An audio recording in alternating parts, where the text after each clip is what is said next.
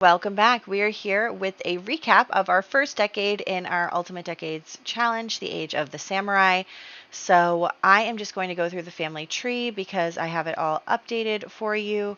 And maybe next decade we'll do the pictures thing like we do for the other one because it's going to get really long in here. But yeah, so let's get started here. So we started our story with Daitaro and his wife Yukime Takesaka, who had their son Akiteru. They had their son, and unfortunately, she died in childbirth, but she was happy that it was a son. So he ended up remarrying Ginko Takesaka.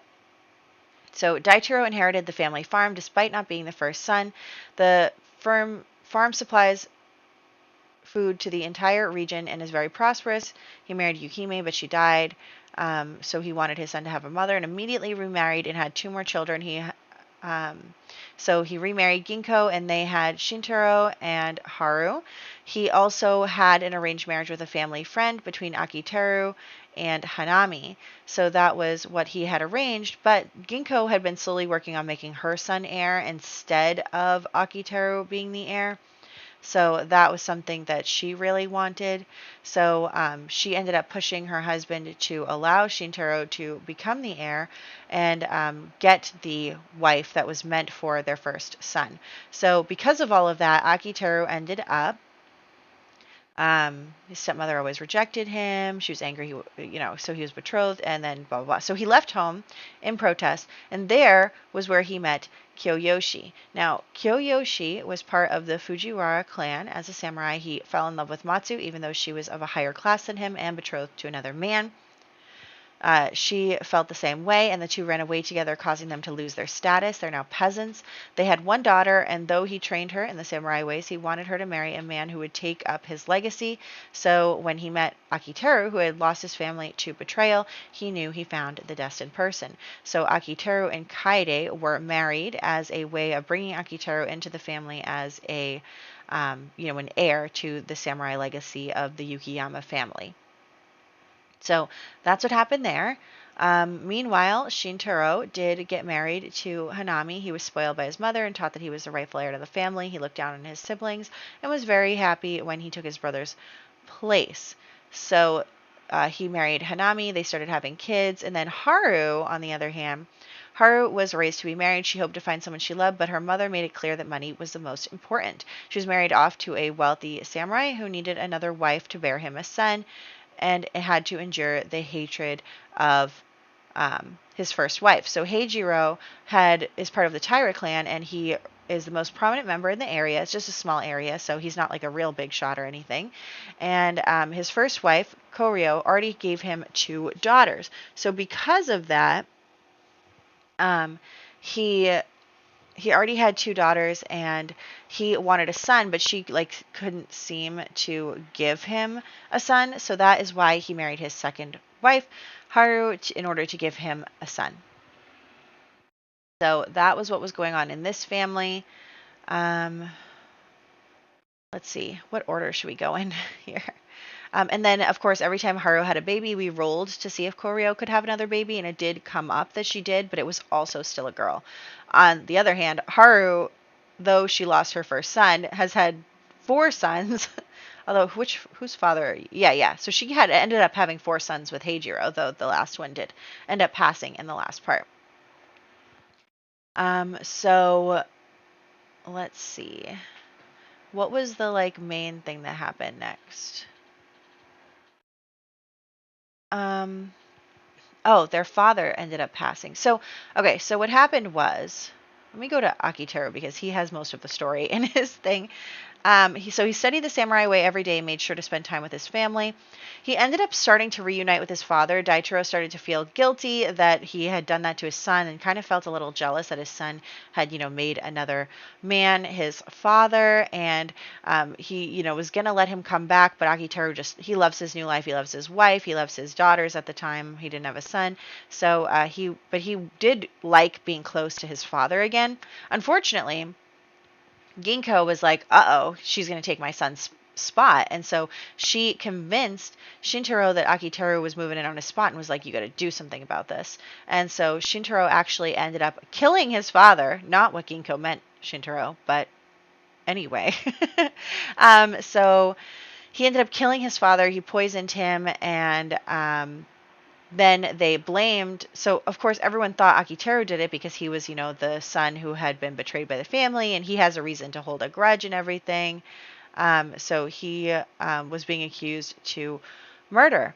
But Hanami had found out about everything. She thought it was very suspicious and everything, and so she ended up telling Akiteru that he should look more into Shintaro for the murder.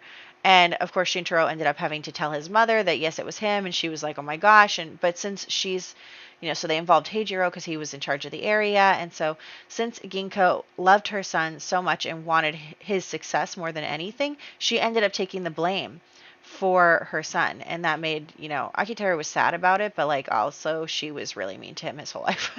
So that happened.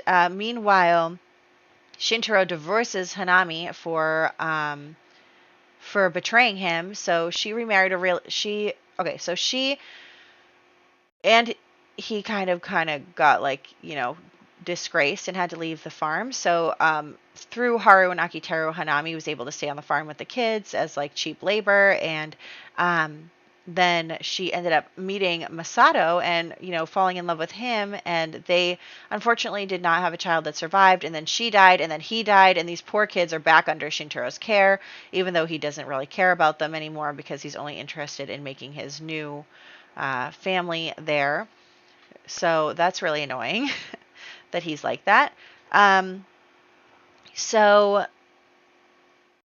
after a while, one of Kaide's relatives came. So that was Kaide's mother's brother, so Nagamoro.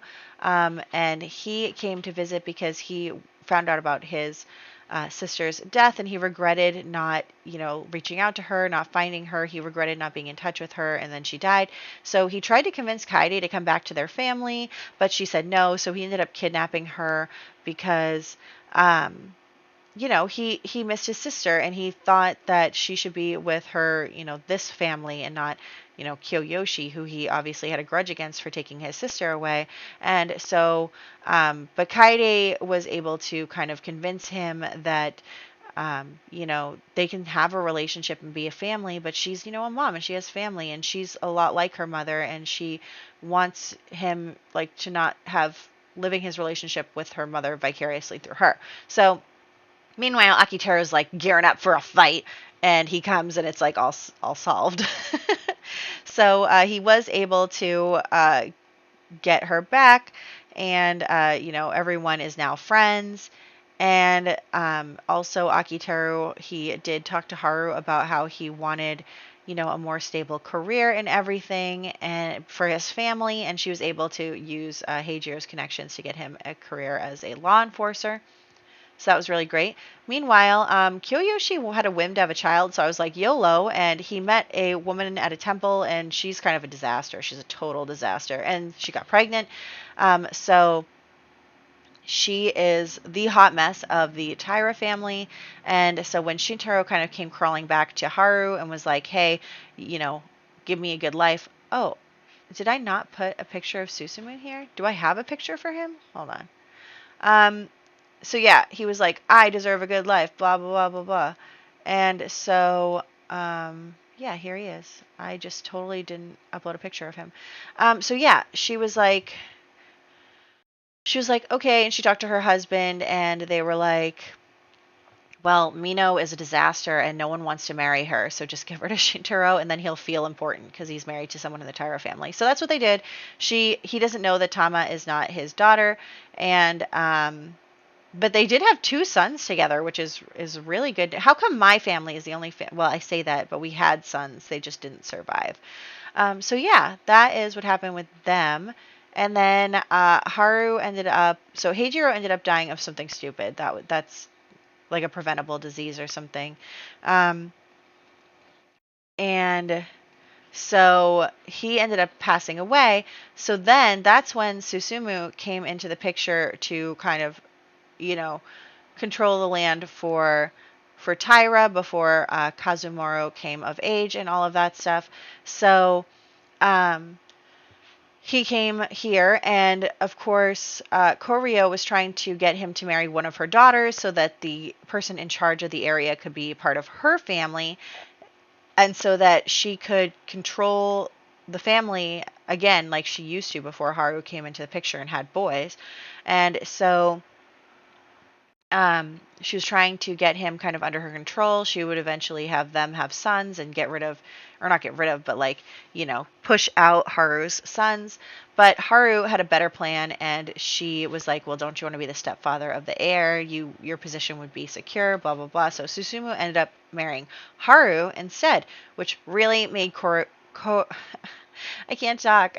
I'm trying to talk too fast, which really made Koryo mad. So she ended up trying to kidnap Toshimoto, but they both ended up dying in the scuffle, which was unfortunate for him, not for her. And so they've had a daughter so far, so that's really good. And, I don't know, maybe if they have a son, there's going to become a problem here. We'll see. So there is that. And then in our main family, we do have our one son, and our eldest daughter just became a child, so that's really exciting. So that is really everything that happened over the last decade. It's wild. It's a lot of fun though. I've been having a lot of fun playing with this family, even though we don't get to play them that often, just once a week. But yeah, look at all these kids that are starting to grow up and become children, and it's just great. So I'm excited about that, and I hope you are too. And I'll catch you in the next one for the scary birthday rolls.